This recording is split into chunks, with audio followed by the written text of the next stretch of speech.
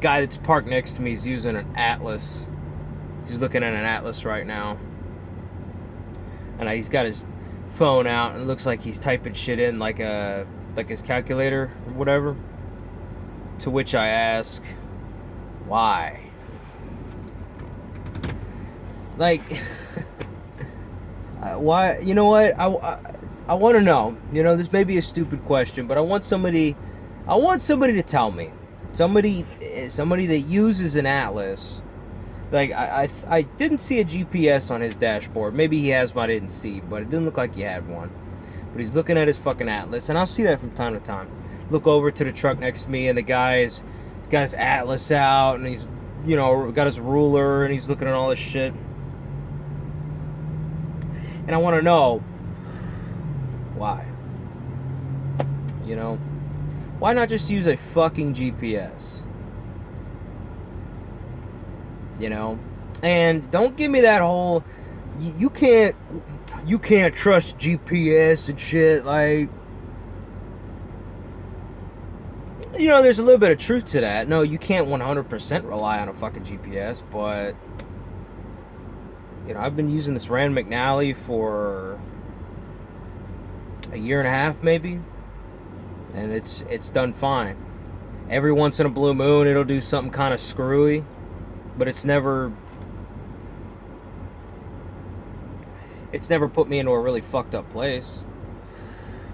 You know, it's like it's like I tell people, when you're following directions on a GPS, it's the equivalent of having your wife or your girlfriend riding shotgun, reading off directions off of a piece of paper. You take what she's saying with a grain of salt. You know what I mean? But other than that, I mean, I just why use a fucking Atlas? You know? I mean, don't get me wrong. You know, there is something to be said about being able to read a map.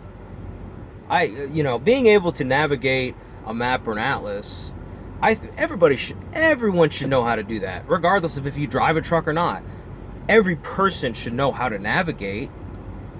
You know, I fully agree with that. You know, but that's how I developed navigational skills, is from looking at a fucking map. When I used to fix ATM machines, you know, all over Houston, I would look at a map and I'd look at where they are, and then, you know, we had to figure out how to get there and shit like that. And I learned my way around Houston with that method, but I don't use it for work. You know, I don't see the point in it. I don't see the point. You know, look, you set up your GPS how you want it to be set up. You tell it what you do want to do, and what you don't want to do. I don't want to make U-turns. I want to avoid tollways, or I want to avoid international borders, or I want to avoid dirt roads, so on and so forth. This is my weight, this is my height, this is my length, and it will keep you, about 99% of the time, it'll keep you on the truck routes. You still gotta read signs and shit, but it knows where the truck routes are and shit like that.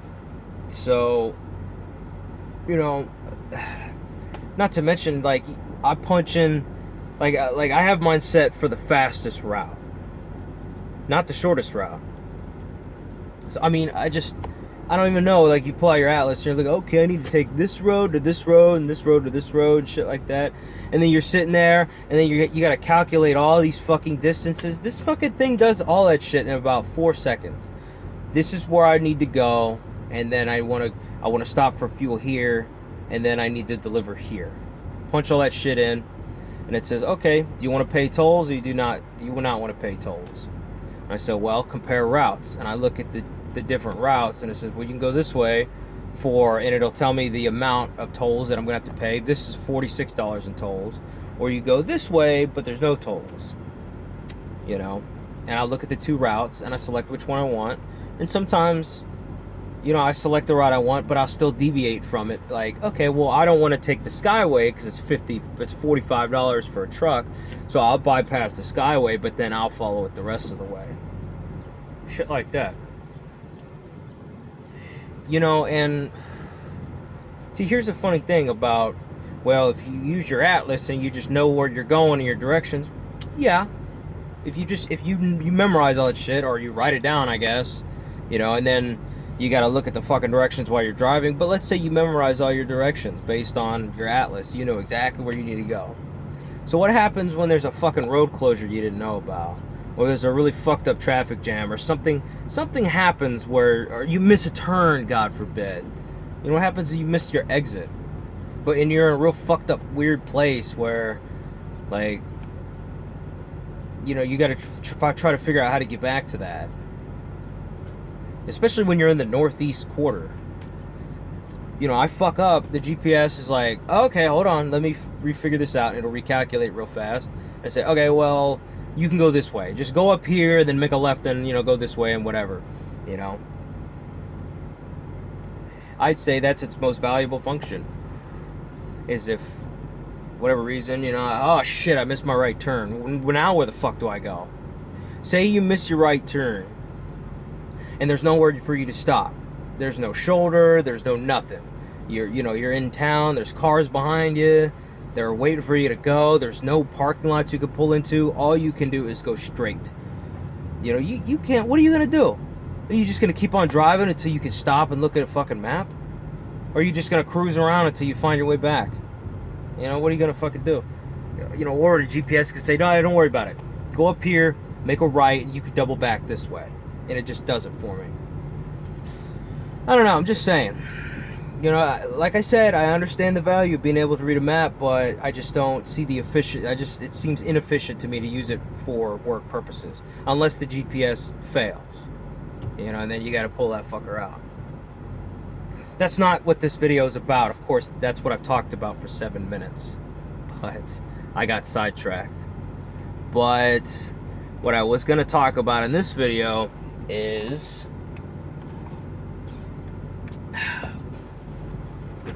a guy. So I got the curtain here. The sun is shining at a certain angle right into the lens, so there was a glare. So I have to put the curtain over the phone. But a guy asked me in a comment, he said, you know, how can you just, I'm paraphrasing, but he basically said, how can you just have a dog like that in the truck with you all the time? You know, that dog doesn't want to be cooped up in that truck. It wants to be out, and it wants to run and play and, you know, have its own space and stuff like that. It doesn't want to, you know, lay down and be stuck in this box with you all the time. You should think about how the dog feels, what the dog wants. You know? And you know what? That's a valid point. That's a valid point, you know, and that is exactly what I was contemplating before I brought the dog onto the truck with me. You know, just as a little backstory, I've gone over this before, but just to rehash it, me and my ex-girlfriend got this dog a couple years ago. Maybe 3-4 years ago or something like that. I'd say about 4 years ago. And she lived with us. And then, of course, you know, I started driving a truck. And she stayed with my girlfriend. And, you know, we were leasing a house at the time. And then, you know, about 6 months after I started driving a truck, about 6 months or so, I broke up with that chick. But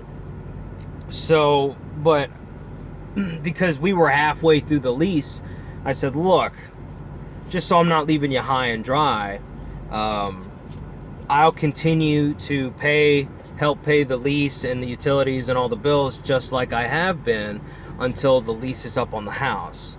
That way you've got plenty of time you got 6 months to figure out what you want to do and where you want to go and stuff like that. You know, I'm not about to just say, oh, well, you know what, I don't want to be with you anymore, fuck you, good luck with the house and shit. You know, especially since when you co-sign on a lease and you leave someone high and dry like that and they can't afford to stay and they got to move out, they got to break the lease, and that fucks your credit up too. So, you know, I wasn't about to do all that. So the dog lived with my ex at the time. But time came up to where my girlfriend was going to move out of the house, and she said, look, I can't keep the dog. Where I'm moving, there's no dogs allowed, so you're going to have to take the dog. So it's like, okay, and I was trying to figure out, okay, what am I going to do? I was thinking I could bring the dog with me on the road, but I didn't really want to, because I was thinking that exact same thing. I was thinking, she's right now she's about 52 pounds, but she's around about a 55-pound dog. So she's a decent mid-size. Maybe she's like large. She's like just below extra large. She's 55 pounds, but I kind of see her as a medium-sized dog. She's a lab mix. She's a small lab mix. But I was thinking that myself, because she's used to having. We had the house we were leasing was on a 3-acre lot, and it was at the corner of a cul-de-sac. So we had this big ass pentagon of a yard. It was this corner backyard, so it was fucking huge. So she had a lot of room to run around and play. And I thought, well, it's a big dog to have cooped up in such a small space and shit like that. So I thought about it, and originally what I was thinking I was gonna do was I talked to my dad about taking care of her. Because he has a backyard shit. I was talking to him about, well, can you just watch her, for a while, until I am at the point to where I can take her back from you, And at first he agreed, but he didn't want to tell me, but I got the sense that he didn't really want to, and he had a problem with his knee at the time. I think he was wearing a knee brace, so he wasn't. He was having problems and shit. So I was like, you know what? Fuck it. You know what? I'm just gonna. It was either take the dog with me on the road or get rid of her, give her away or something like that. And if you're of the mind that, man, you shouldn't have. If you agree with what this dude's saying, the dog is too big to be in a truck. You would think, well, you gotta get rid of her. You've got to give her away to someone, right? And you know what? I after thinking about that, kind of looking at the big picture, I decided that, what? It's better. I wanted to keep the dog. I love that dog like a daughter. I absolutely love this dog. But, I was trying to think of what would be best for the dog. And I'm thinking, you know what? I came up with the decision. I came to the conclusion that it would be better for the dog for me to keep her. Right? And, the way that I came to that conclusion is, first of all, she's a rescue dog. I got her from a animal shelter, and like most dogs from an animal shelter, she was malnourished when she, and she kind of showed signs of abuse. I don't know. I don't know. She was real skinny, super skinny. She was a lot lighter than she is now. You could count the ribs on her. You could see her ribs, poking out of her skin. She was so skinny, and she was very docile. She didn't bark until one time, until we had her for 6 months, and then she would start barking. She was very docile, and it just seemed like she'd been abused. You know what I mean?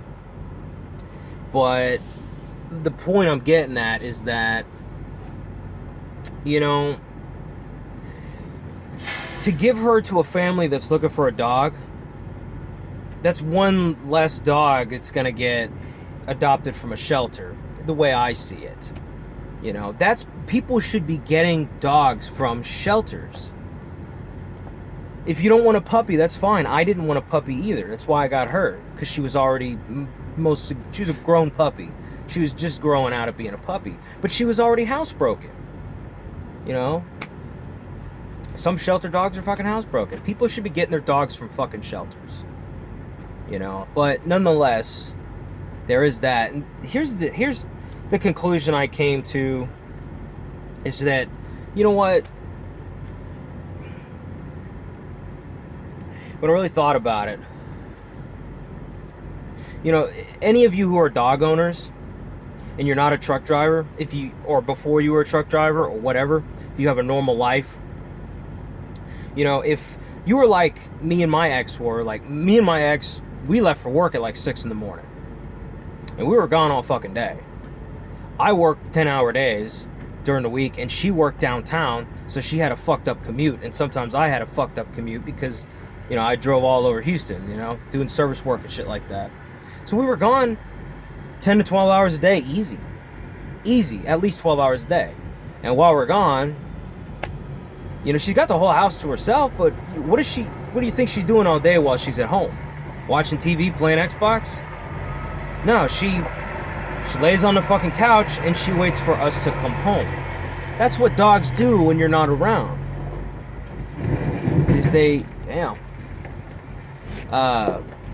Dogs wait for you to come home. They're not having any fucking fun when you're not around. They want, you know, they want mommy or daddy to come home. They want the master to come back. Yeah, that's all they're waiting for. That's why they're so fucking excited when you come through the door. So, the way I looked at it is, she could go live with a family who, you know, the kids go to school during the day and the people are at work, like most normal families. And she's gonna sit at home the entire fucking day, waiting for the master to come home, you know, so she can have companionship again. Or she could lay around all day, but daddy's here all day long. She gets attention all day, you know, she gets to see me, she gets to be near me, you know. And I know how that sounds, but you know what, honestly, like she's very attached to me. You know, when I go home, for instance, like when I came home one time, my mom came to pick me up at my truck, and you know, we put the dog in the back seat and we stopped at a barbecue place, so we're gonna bring home some barbecue. And I went inside to get the food for my mom, so my mom sat in the car waiting with the dog, and the dog was just staring out the window at me the whole time. And then once I went inside, she was like barking and she was flipping out because I wasn't there anymore, you know. And then when I came back, she was all excited again, right? Also, when I go home, my ex-girlfriend, not the latest ex, but another different ex from before, who I'm friends with now, she takes care of her. I pay her a little bit of money, and she takes care of her while I'm home. And it works out because it's cheaper than, she's good with dogs, but it's cheaper than these dog hotels. Plus, she gets a lot more attention. These dog hotels, they just stick her in a stall. They let her out twice a day. You know, it's like dog prison. You know, so I leave her with my ex. I save money. My ex makes a little bit of money, and she gets to hang out with the dog. It's a win-win for everybody, right? But when I drop her off at my ex's, typically she doesn't eat for the first 24 to 48 hours. And she's not very playful. She's depressed, basically. Like, she'll drink a little bit of water, but she just, like, once I drop her off and I'm gone, it takes her a while before she'll even eat again because she's so upset that I'm gone. So I just figured, you know, this way she gets to hang out with daddy 24 hours a day. I'm always fucking here, you know?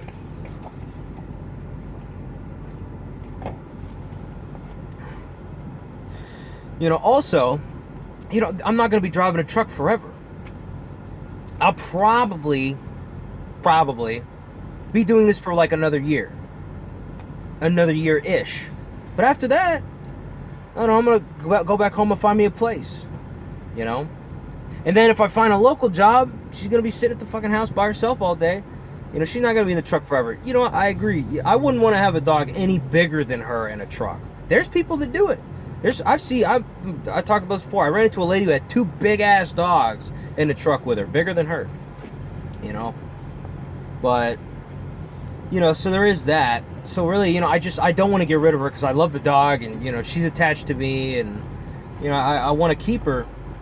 So this is the only way I can keep her, is to take her with me. I have no one else that can take care of her long term.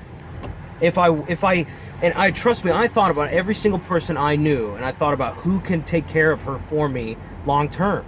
I'll send them money to cover the vet costs and dog food, whatever. I'll pay for everything, but there was just no one that could do it, you know?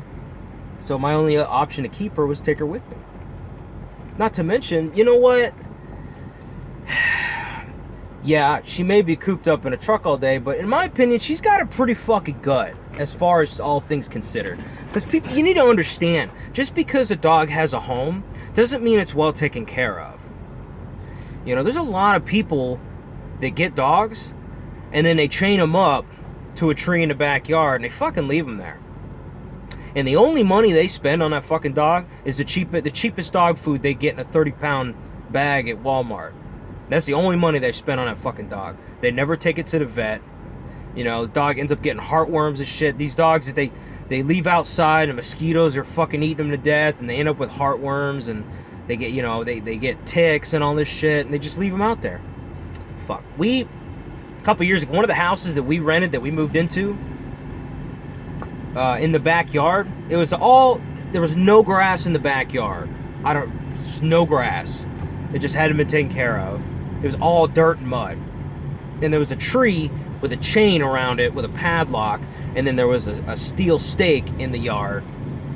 And the steel stake in the tree that had the chain around it had 2 dogs there. And the way we knew that there was 2 dogs there, from the people who had the place before us, we were leasing it, around the tree and around the stake were fucking rings that were like 6 inches deep. They were like alcoved into the dirt around the tree and the stake. Like, once we figured out what it was, I think my girlfriend at the time, my ex, and I think her sister was with us. I think they both started crying because they realized that these dogs that used to be here were chained up so fucking long outside that they had worked rings into the dirt around where they were tied up. You know, and I couldn't get the chain off because it had a padlock, and it was like a big fucking 3/8 chain, so I had to cut the links with a bandsaw, and then I had to dig the stake out of the ground. It was like down 2 or 3 feet, so I had to dig that fucker up to get rid of that shit. But I see it all the time. You know, just because a dog has a home doesn't mean that it's being taken care of, you know. There's dogs that have homes that are not doing a whole lot better than a lot of the strays on the street. You know, some of these dogs that have homes probably be better off as strays on the street.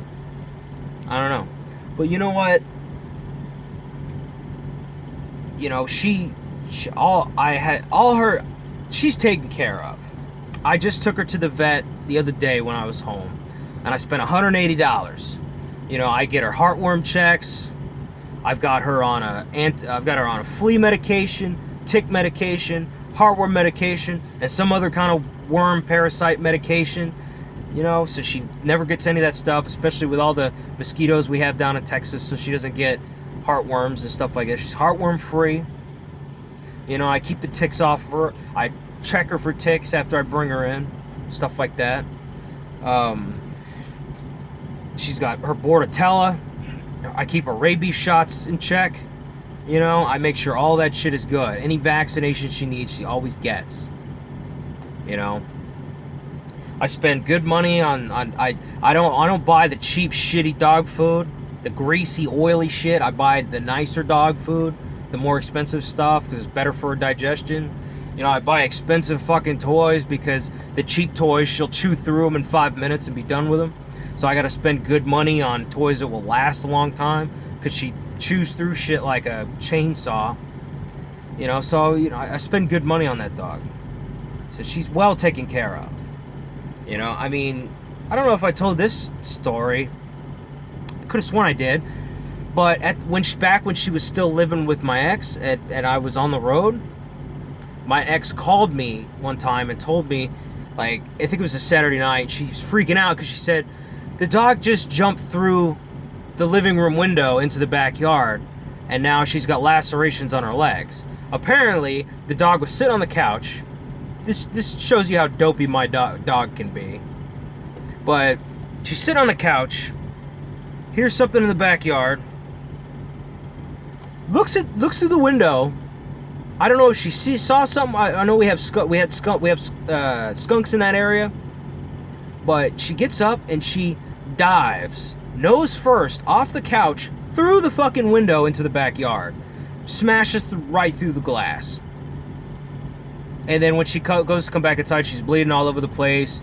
Her legs have been cut open to, like, the skin's been cut open to the bone where her leg bones were exposed. And of course, she has like this ridiculous pain threshold where she's just walking around like, I didn't find what I was looking for. Oh, well, I'm gonna go upstairs on the carpet and lay down, you know. And so they tried to like bandage her and shit, but it wasn't working, and she kept walking around, and the cuts were getting worse. And she's freaking out. She's like, what do I do? I said, well, take her to the vet. Take her to the fucking emergency vet and get her taken care of.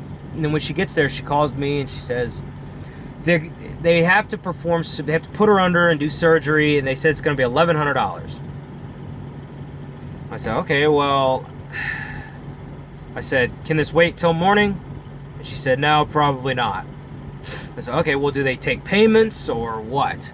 She's like, nope, has to be cash up front. I was like, fuck. All right, go ahead and do it. Go ahead and do it. You know? So I paid $1,100 to fix up this dog, get her emergency surgery. You know? Totally worth it to me. And if it happened again today, I'd be paying the same amount of money if I had to. I just probably wouldn't let my dog around windows anymore. I don't know. I'd have to figure that out. But I'd still pay the money for the vet, you know? That dog's taken care of. And I give her away to somebody else, there's no guarantee that she's going to be as well taken care of as I take care of her. You know? Because I know... I don't know what kind of people she would end up with. You know, yeah, you can meet them, and hey, yeah, we're a fun-loving family, and we're going to take such great care of this dog. That don't mean fucking nothing. Yeah, they're going to act like they're the best people in the world when you first fucking meet them. But then 6 weeks down the road, when the whole new dog thing's gotten old, and now she's just another part of the house, then how are they going to fucking treat her? Are they going to give her attention? I give that dog attention all the fucking time. You know, a walker multiple times a day. You know, she goes on her little adventures and shit like that. She gets to sleep in the bed with me. She's not having to stay in a cage, sleep on the floor, you know, stuff like that. She gets to sleep in the bed, and she gets constant fucking attention all day, you know. And she gets to know that daddy is right here all the time. So, yeah, I mean, that's the way I look at it, you know. I just know that if she stays with me, she's gonna be well taken care of. No, this isn't the ideal situation for a dog her size right now, but this is only temporary. You know, even if I stay out here another 2 years, I'll probably have her at least another 5-6 years minimum. Because she's about 5-ish, 4 or 5 right about now. I expect her to live between 10 and 12, maybe longer depending.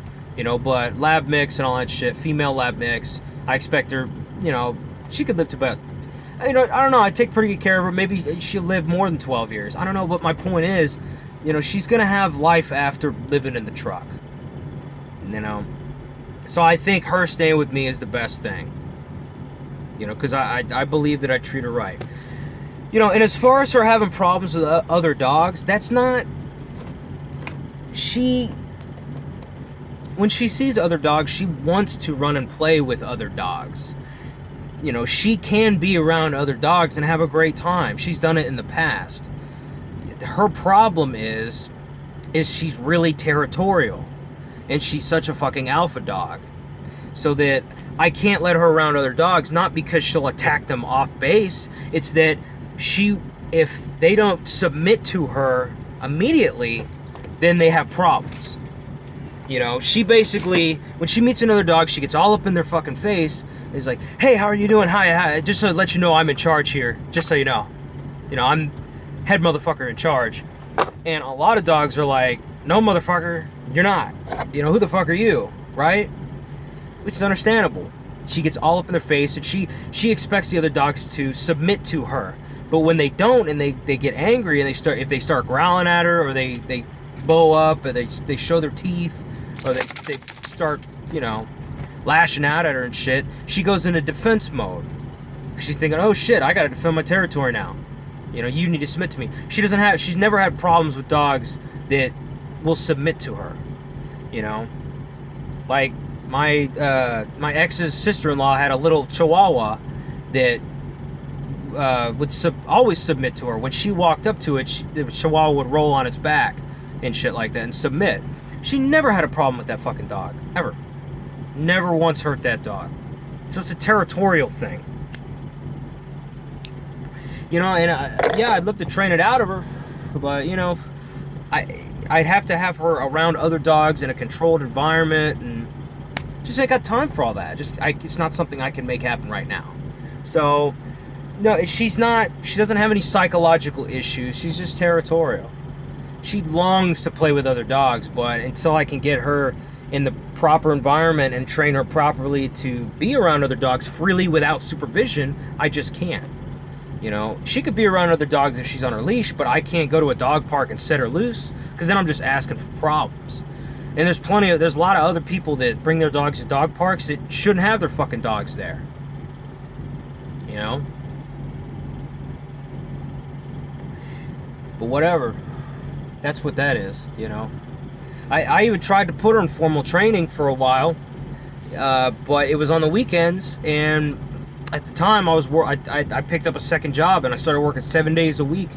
So I was working 70, 80 hours a week and shit like that. I just didn't have the time to do it anymore. But, you know, that's what I think about it. Maybe you think I'm wrong, but like I said, the way I see it, she's doing fine.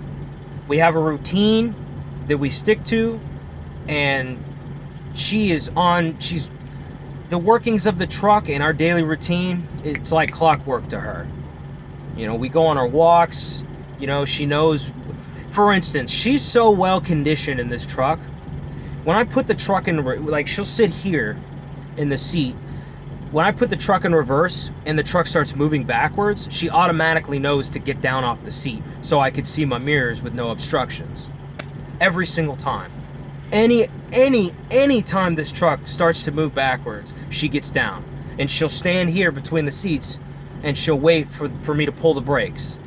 And and she'll stand there until I pull the brakes. She knows that.